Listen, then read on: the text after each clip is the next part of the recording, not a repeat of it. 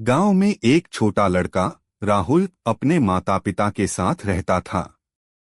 वह बहुत ही ईमानदार और मेहनती था, लेकिन कभी कभी उसके दोस्त उसे झूठ बोलने के लिए उकसाते थे।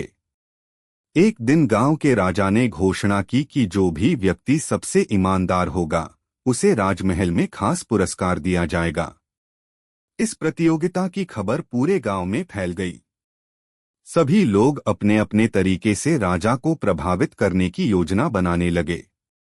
राहुल के दोस्त भी इस प्रतियोगिता में भाग लेना चाहते थे, लेकिन वे सोच रहे थे कि अगर वे झूठ बोलेंगे और अपनी सच्चाई को बढ़ा चढ़ाकर बताएंगे तो राजा उनसे खुश होंगे। उन्होंने राहुल से भी ऐसा करने के लिए कहा, लेकिन राहुल ने मना कर दिया। अगले दिन सभी प्रतियोगी राजा के महल में पहुंचे। राजा ने सभी से पूछा, तुमने अब तक का सबसे बड़ा ईमानदारी का काम कौन सा किया है? राहुल के दोस्त और अन्य लोग अपनी झूठी कहानियां सुनाने लगे। किसी ने कहा कि उसने एक गरीब को सोने की मोहरें दी, तो किसी ने कहा कि उसने अपनी जान की परवाह किए बिना नदी में गिरते हुए बच्चे को बचाया।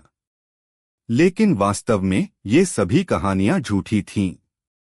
जब राहुल की बारी आई तो उसने सिर झुका लिया और बोला, महाराज, मैंने कोई बड़ा काम नहीं किया, लेकिन मैं हमेशा सच्चाई पर चलता हूं और कभी झूठ नहीं बोलता। राजा ने मुस्कुराते हुए कहा, यही सबसे बड़ी ईमानदारी है। जो व्यक्ति कभी झूठ नहीं बोलता वही सबसे सच्चा होता है। राजा ने राहुल को विजेता घोषित कर दिया और उसे राजमहल में नौकरी की पेशकश भी की।